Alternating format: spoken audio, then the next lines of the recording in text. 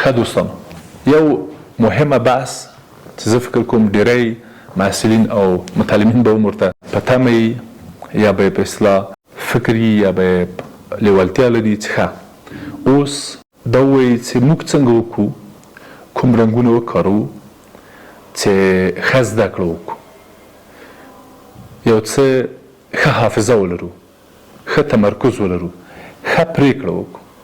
په دې اړوند د ارواپوهنې نظر یا باور څه ده؟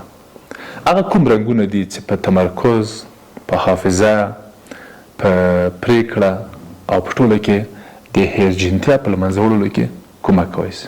زه فکر کوم چې دا د رنګونو بحث ډېر ځله په هورمونونو پورې، په نور او سترګو پورې، په درک پورې، له محیط نه د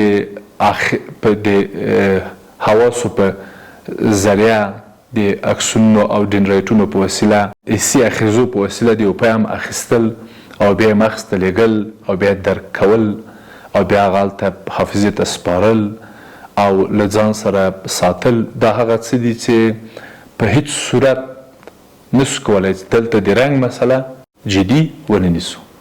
زه باور لرم چې د حافظې په برید د رنګ مسله ډیره جدي او ډیره مهمه ده. یعنی رنګ په حافظه ډیره اغیز او ډیر تاثیر لري.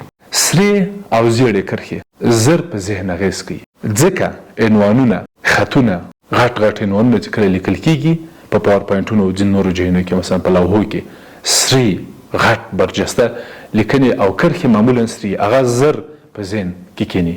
تاسو به کله کله لیدلي ځینې زده کوونکي د ځینو مواردو لپاره سور رنګ کاروي، د ځینو مواردو لپاره تور رنګ کاروي. هغه سور رنګ د جدي مواردو لپاره کاروي. جدي یعنی حفظ باید سي، جدي یعنی باید وساتل سي، یعنی دا عنوان ده. یو دریم څېړنې وایي چې په پاور پوینټ کې، یعنی په پاور پوینټونو چې کومې څېړنې سوي دي، وایي چې په پاور پوینټ کې رنګونه، د خطونو بولټ کول، رنګ کول، هر یو مورد ته رنګ ورکول د دې لامل ګرځېدلي دي چې زده کوونکي، محصلین او هغه خلک چې په ټرینینګونو او ورکشاپونو کې ګډون کړی ده ښه اغېزه یې کړې، ډېره استفاده یې کړې ده، ډېر په اصطلاح په ګټه او په اصطلاح په زده کړه کې ډېر مفید او ګټور واقع شوي.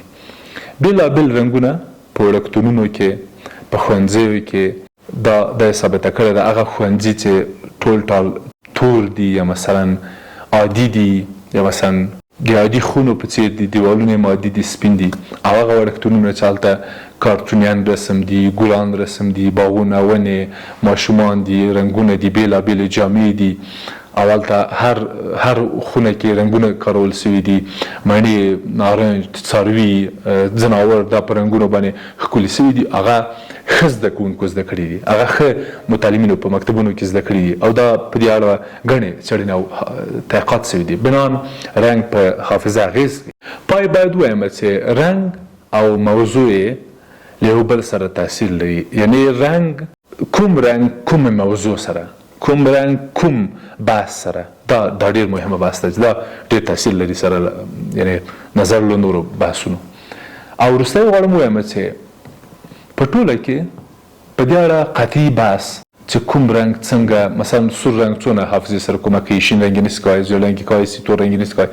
په دې اړه قطعي بحث ناشونی ده او فیصله او فتوا یا په اصطلاح حکم ورکول په دې اړه سخت دي. خو په ټوله کې ویلی شم چې پرته له شکه چې دا بحث یو جدي بحث ده، او که زده کوونکي وکولی سي چې په خپله دا موارد درک کړي او خپله علایق وپېژني او هماغه رنګونه بیا په هماغه ډول وکاروي، دا به د دوی په حافظه کې او د دوی په زده کړه کې ښه اغېز او تاثیر ولري او ښکلې حافظه به ولري.